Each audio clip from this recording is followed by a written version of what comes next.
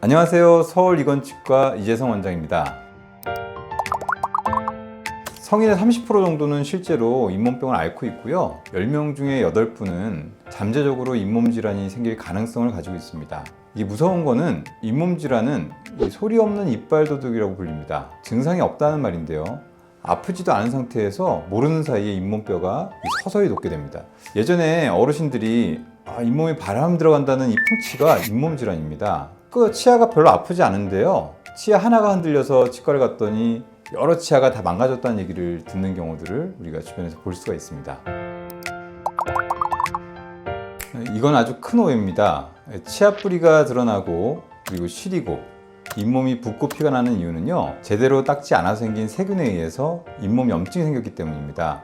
청소가 깨끗이 되면요, 나이가 들어서도 건강한 잇몸을 오랫동안 유지할 수 있습니다.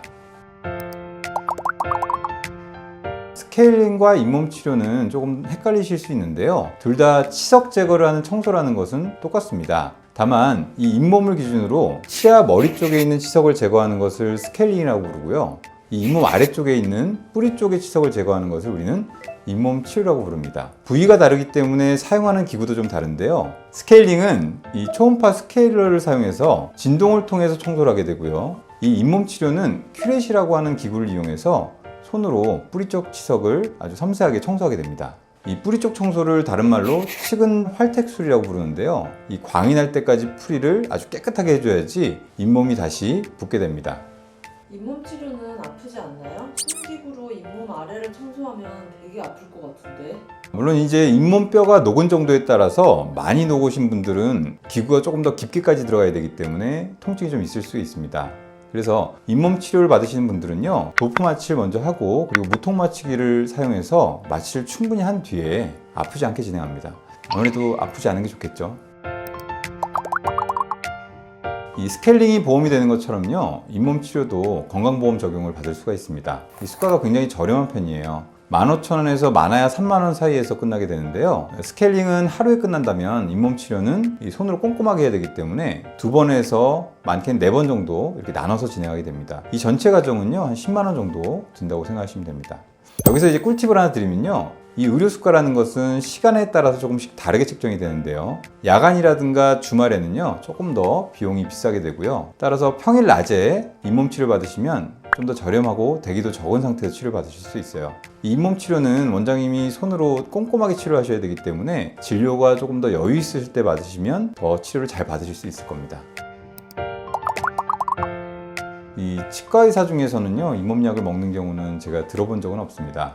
잇몸약은 염증을 조금 줄여주거나 피가 나는 것을 좀 막아주는 성분인 거지 이 염증의 원인을 치료하는 약은 아닙니다. 우리가 손톱 밑에 가시가 박혀 있을 때요, 붓고 피가 나면 항생제나 소염진 통제를 먹으면 일시적으로 붓기는 가라앉을 수 있는데 약효가 떨어지면 다시 또 붓고 아플 수가 있겠죠. 이 가시를 빼는 과정을 잇몸 치료라고 생각하시면 됩니다. 이 생각보다 잇몸약의 한 달 약값은 꽤 비싼 편이에요. 이 돈은 그냥 좋은 곳에 기부를 하시는 것도 추천드리고요, 치과를 잠깐 방문하시면 더 큰 도움을 받으실 수 있을 겁니다. 이 소금물도 마찬가지인데요, 붓기를 좀 일시적으로 줄일 수는 있지만요, 염증의 원인을 제거할 수는 없습니다. 외국의 의사들은 이렇게 말을 합니다. 이 입안이 건강하지 않은 사람은 이 건강을 말할 자격도 없다고 해요. 잇몸이 건강하다는 건 단순히 이 입안만 건강해지는 게 아닙니다. 우리가 나이가 들면서 생길 수 있는 치매 예방과 당뇨 조절에도 도움이 되고요, 그리고 심장 질환이나 뇌졸중의 위험을 감소시킨다는 실제 연구 결과도 있습니다. 이 입안의 세균이나 염증 물질들이요, 혈관을 타고 전신으로 퍼지는 것을 막아주는 것이 이 잇몸 치료라고 생각하시면 됩니다.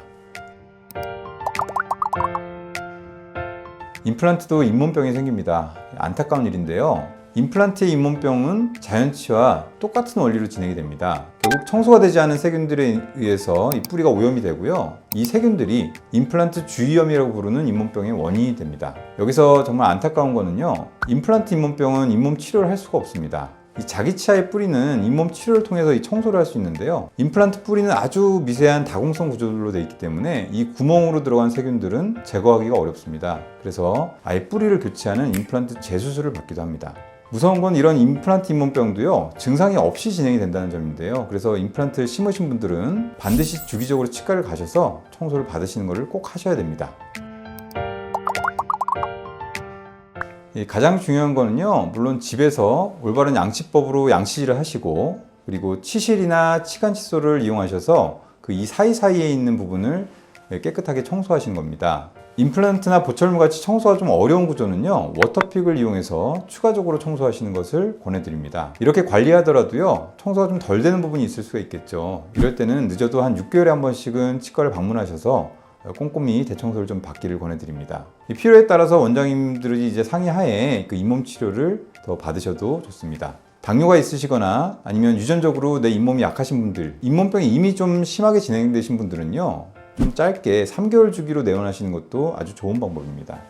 치아가 한 개당 보통 1,000만 원의 값어치를 가지고 있다고 합니다. 이 치아가 총 28개니까요. 거의 외제차 한 대가 이번에 자리를 잡고 있는 셈이죠. 한 2, 3만 원 비용으로요, 고급 외제차를 관리한다고 생각하시고 꾸준히 치과에 내원하셔서 잇몸 관리를 받으시면 나중에 더 시간이 지나더라도 이 치아에 큰 돈을 들이는 일은 없을 거라고 생각이 됩니다. 잇몸 관리는 아무리 강조해도 지나치지 않습니다. 편하게 치과에 내원하셔서 건강하게 잇몸 관리를 받으시길 바랍니다. 감사합니다.